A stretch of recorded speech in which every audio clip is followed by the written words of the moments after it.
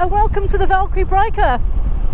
On today's ride, another point of view ride, I intend to get to a place called Old Sarum Castle, but I just have to double check to see if I've got enough time, because I have to be back in time for school runs. That's the thing about being a mum. You can have these little snippets of your own time, these little gems or free time, but you have to go around the children and home life, of course. So this morning, the reason why I was a bit later getting out is because when I started the engine and I let it run for about, I don't know, not even 3 minutes, just to get it warmed up, I noticed this steam coming from my downpipe in this area here of the exhaust, and I've not seen that before, so consequently it kind of worried me. Being a new rider, anything different on the bike kind of worries me, so I phoned up a friend in the garage and I said, what do you think it is? He wasn't there, sadly. However, I kind of thought about it and I thought, well, the other day I actually did cover my engine with 3-in-1, which is an oil to stop it from getting rusty or prevent it getting too rusty too quickly. And thinking about it, it's probably some of the specs, no matter how small, is on that downpipe. So I switched it off because obviously it was bellowing quite a lot, and that really worried me. Wait for it to cool down. Got a bottle of water out, just plain tap water, sponge, and I sponged off what I thought would be excess. I just basically sponged the whole exhaust system. Waited. Oh wow, there's a ferret. It's a polecat ferret or something in England. Fantastic. Sorry, that just threw my mind then. So yeah, I just washed that down with cold water, left it a few minutes to evaporate naturally, and then started the engine, let it run, and cross fingers, I've not seen any more steam. So I thought, right, that should be fine. So I think probably it's to do with the oil on the exhaust. So that's probably another newbie tip for you. If you do oil your engine and there's excess on the exhaust, it will steam, it will burn off. My worry is that steam and burning would turn to fire, and that's my massive worry there. So I decided to switch it off and play it safe. So whether I can get to my destination on time and return with just over half a tank of petrol, I don't know. So we'll see. At the end of the day, the ride is the ride. It's a gorgeous Thursday evening, or afternoon I should say. And sat nav is in my ear, which I will listen to.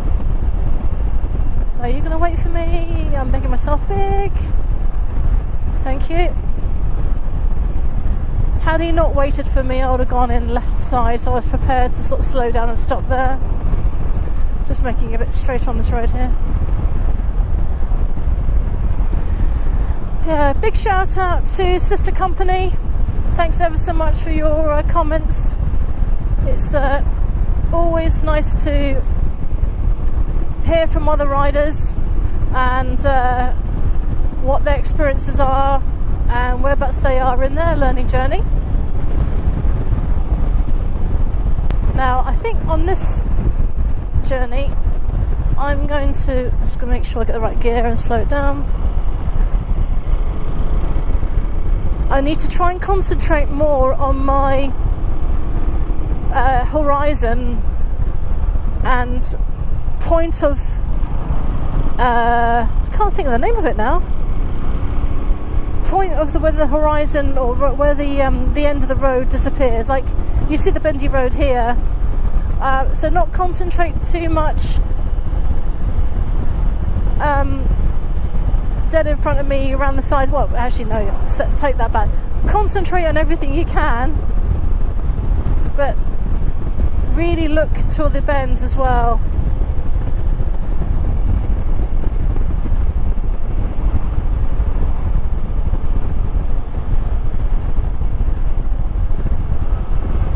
Slow it down, bring it over. Sit.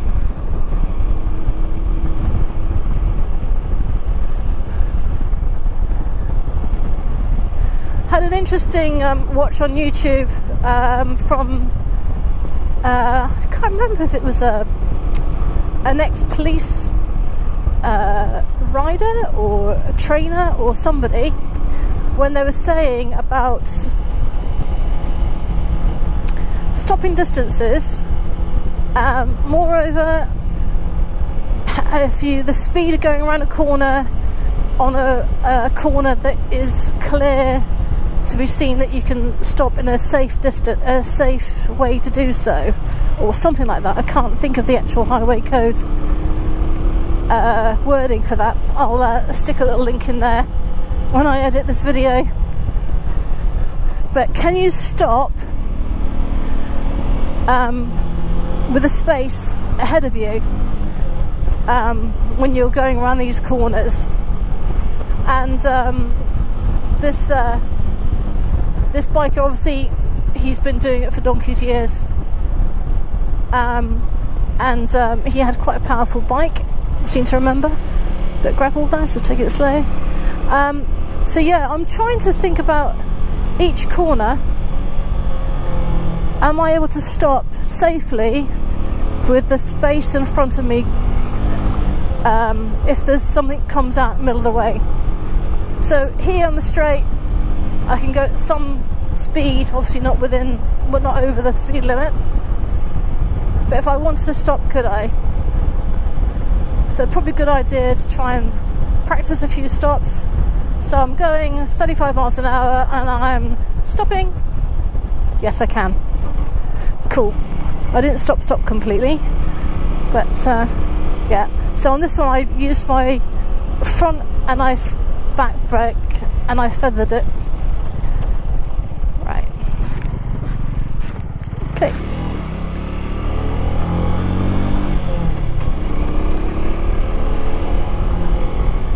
I'll be going quiet in a bit because I need to know where I'm going. And there's no steam coming from the exhaust manifold, so that's good. But I'm going to stop here. Foot down, left hand. Make sure I'm in gear. Left and right check. That was my saver check as well. I have to remember there's a station there.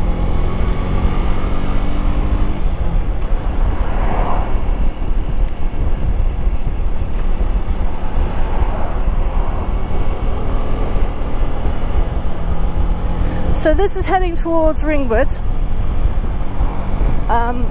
It's quite an old country town in Hampshire.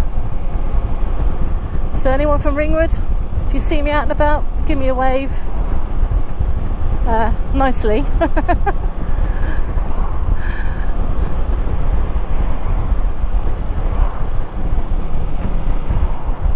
It's a good little run actually, because it has little roundabouts, it's got little speedy bits, it's got short bits, and yeah, it's got fast bits as well. But me being me, I'm not doing this for the speed, I'm just doing it for the love of the ride. I might have to adjust my earpiece in a minute because I think my ear is folded under my helmet slightly. That's another little tip: when you put your helmet on, you might find that if you've got earrings, the earrings can cause a little bit of discomfort, so mindful of that, especially if you're trying to expand your ear holes, as it were, with flesh tunnels, etc. You gonna wait for me? Yeah, thank you.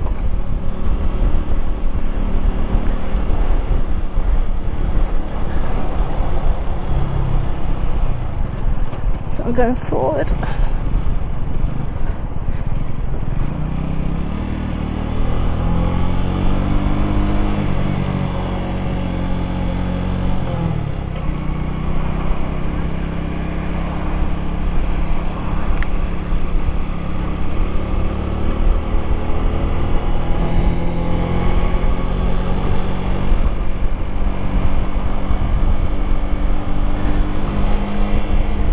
I had a local guy come over to me this morning when I was putting water on my exhaust, saying, "Oh wow, that's unusual seeing a Harley Davidson with L plates."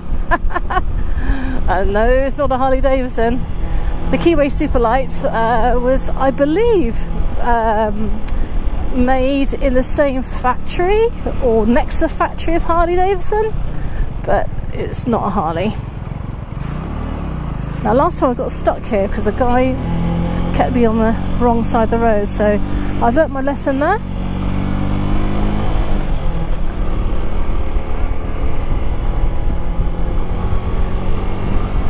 Every day's a learning day. Right, so I need a second exit, which is straight on at this one.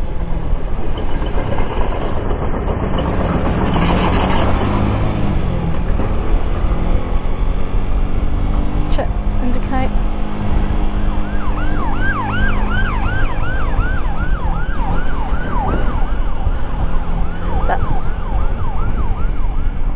That was a bit loud. Is he behind me? No. I think that's a fire engine. I didn't quite catch it. Yeah, always get out of the way of blue lights, guys, if you possibly can. With the blue lights of the ambulances, is all I know, they're asking permission to get through.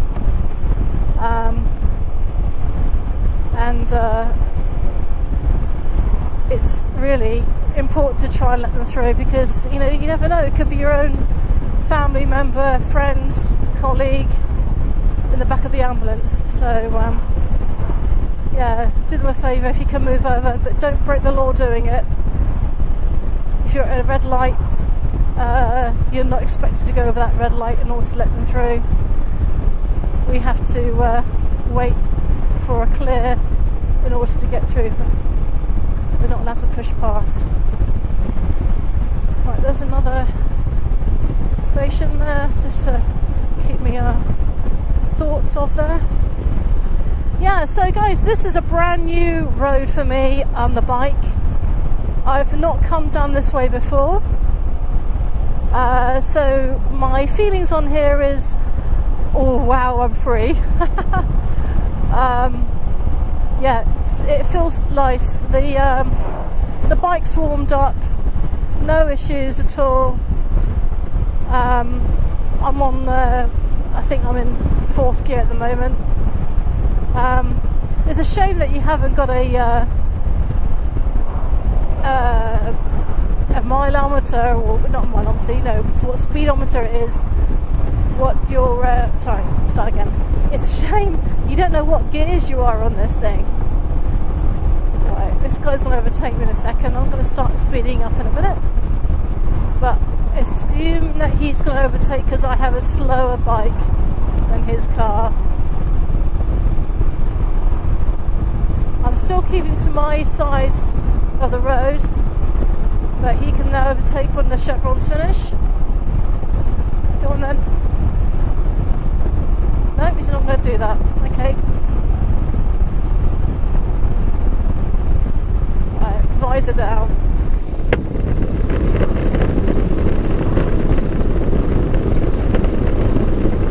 Okay.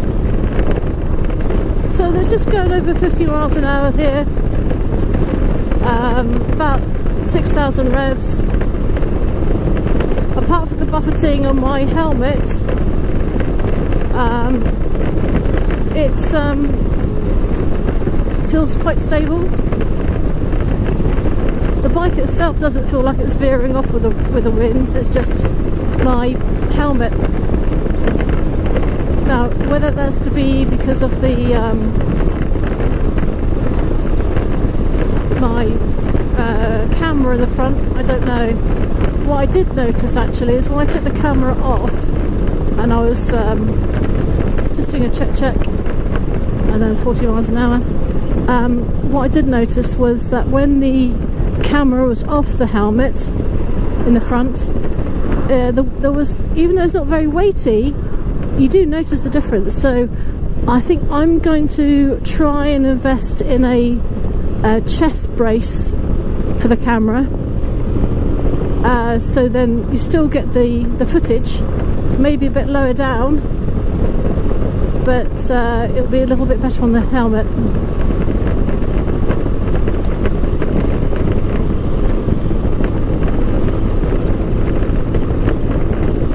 Beautiful.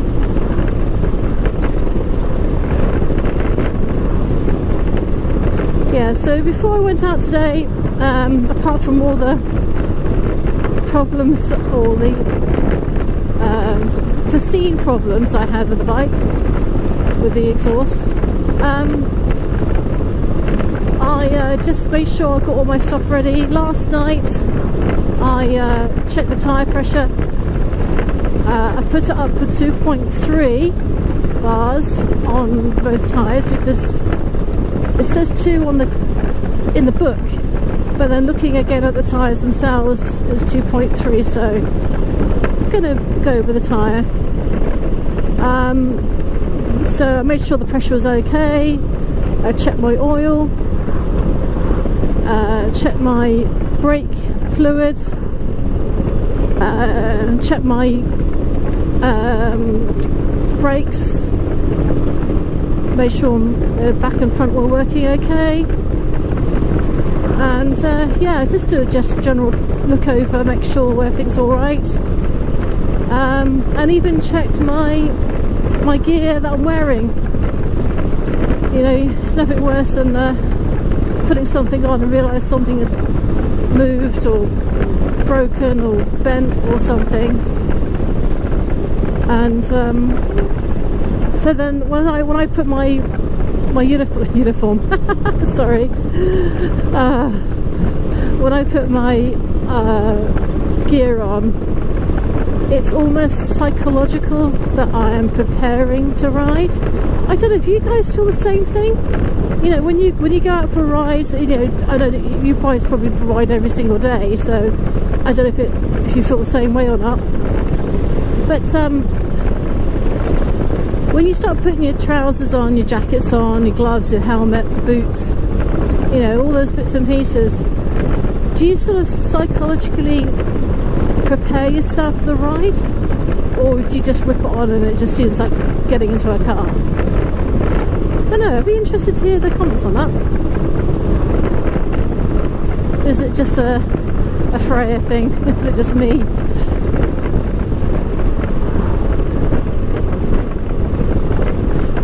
I think it's really interesting. You think of all the things you've got to check and do for safety as you ride. Can you imagine when if you were a car driver, if you've been driving for some years, you think of going back now and thinking, as soon as you get in the car, mentally all the checks that you have to do to see if it's okay, and then as you're actually driving, all the things you're looking out for, but you don't actually say because it comes second nature to you, like the speed and the weather conditions and what the cars are doing, the junctions, the changes, you know, everything, indicators. But if you think about it every single time, you probably end up getting exhausted. But because when we take our driver's license and do our lessons, and I'm assuming the same thing goes with a ride with a bike, you're spoon-fed all these things, but the brain of the human is just an amazing thing that it'll take all these things in and we don't even know about it. Maybe it's just me rambling, but I don't know, I'm just, if I sit down and think about everything, I think I'll get exhausted. Just easing off a bit without any brakes. 40 miles an hour to my 2 mirror checks. He's quite fast, he's not going to stop.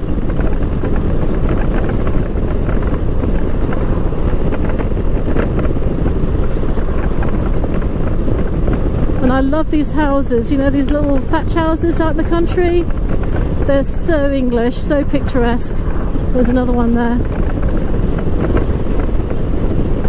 Beautiful.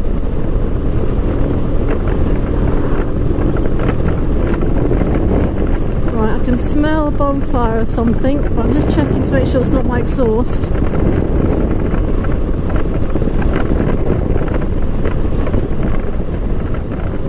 The seat, as I said before, is quite stock on this, and I'm still finding I'm sitting up straight with my feet flat on the pegs, on the flat plates.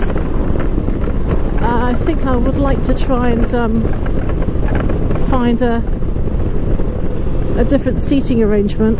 I should have closed down a bit. Yeah, I should have slowed down a little bit tighter there. Yeah, this exhaust looks okay.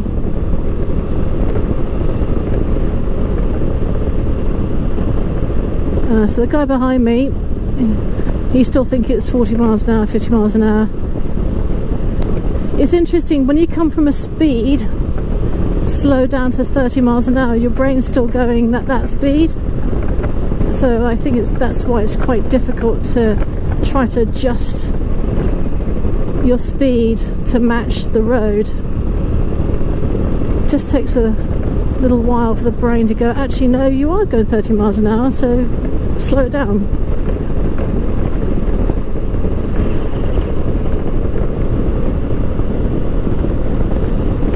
Right, check.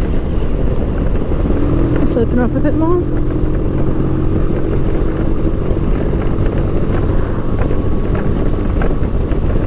There's a rut in the road, so just going to go slight to the right of the rut. I'm just pushing down on my left handlebar just to turn. Do another 2 checks. Let's try and get up to 50. Let's go to the slightly left on the rut. Bend. It's a sharp bend. Slow it down, changing my gear. Nice nod, thank you very much. It's so nice to get nods even if you've got the L plate on you. But at the end of the day, as I said before, we're all bikers, and I think the nod is just the respect that you are a vulnerable road user. Every time you come out, there's always a possibility of danger. That's obviously true with a car, of course. Right, slow it down. We keep slightly to the left of this truck. Add the brakes. There we go. Another bit of a rut. Woohoo! That was a bit of a lovely little rut there.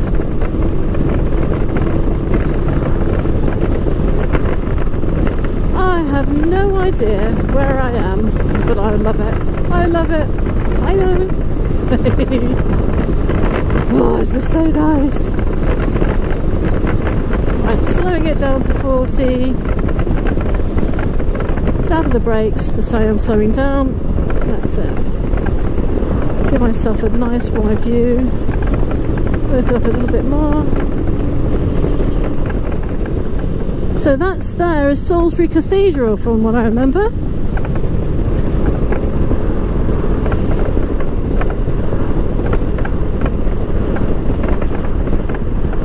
Now in a car there's a little bit of a jiggery pokery of a road going towards that location. slow it down, just breaking the speed limit. And I just have to make sure I get the right lane.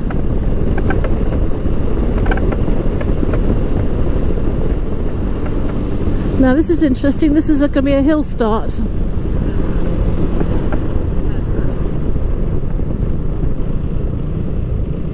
So, hill start and a bend. Make sure I've got my head.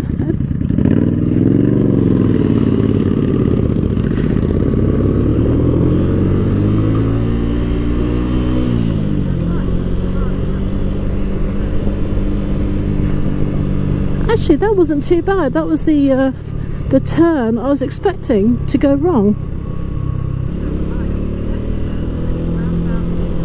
Winds it. So.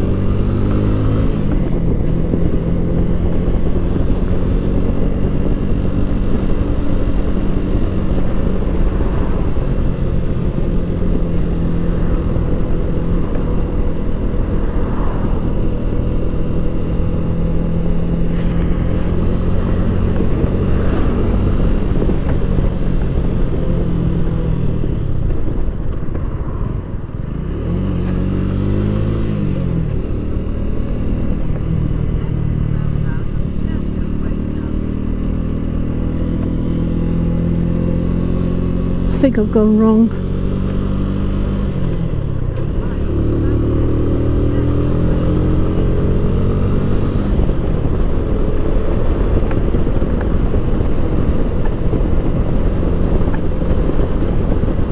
I don't know, have I gone wrong?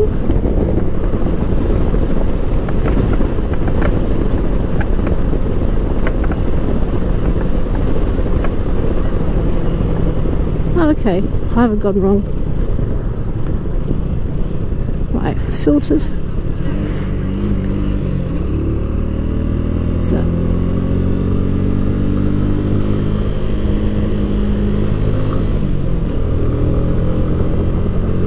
That's the problem, if I don't know where I'm going, I kind of second guess.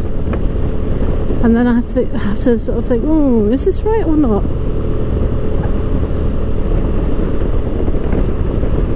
We'll see.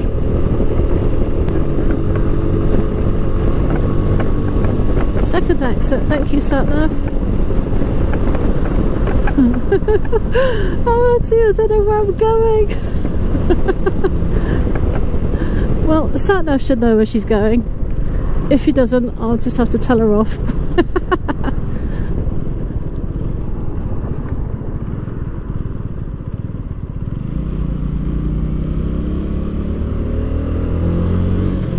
Second exit. Hello, bus.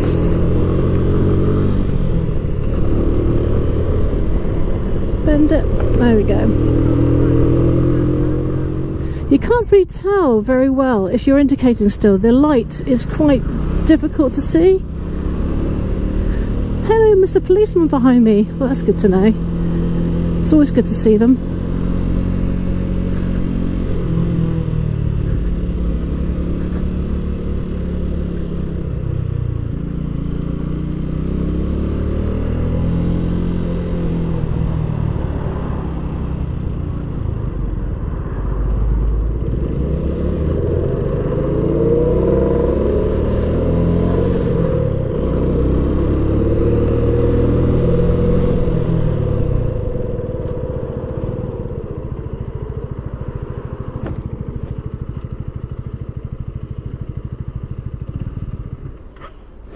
Oh.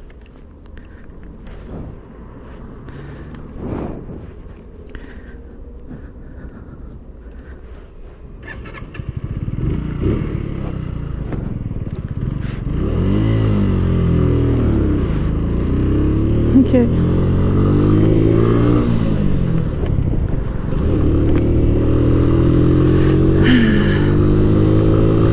I think I stopped and I was, I don't know what happened there.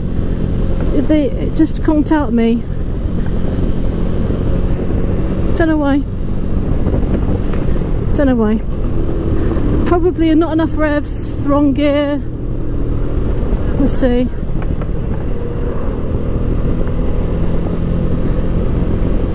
Oh, look at that.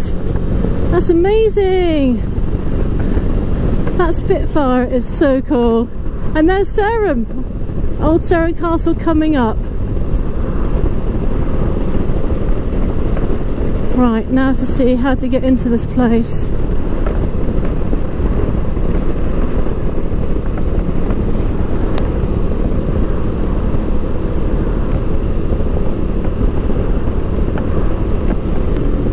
Sarum Castle coming up.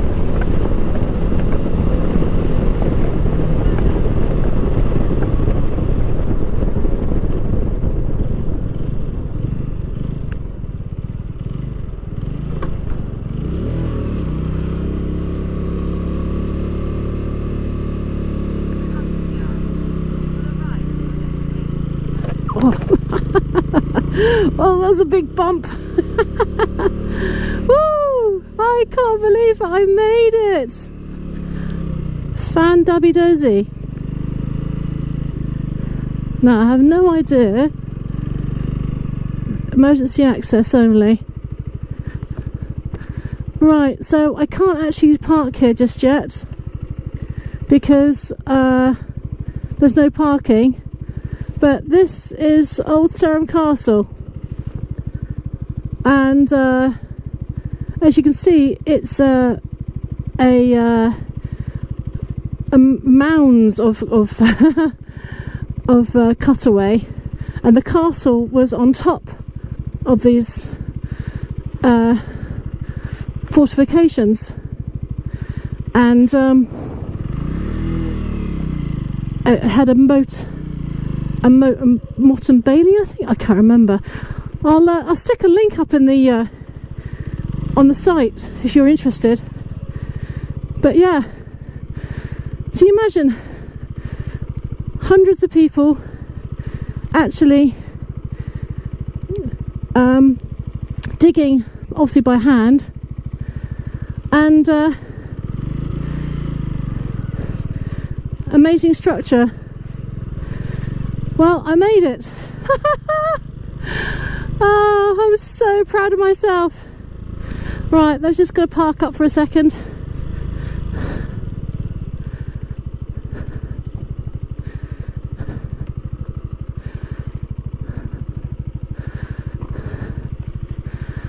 So proud.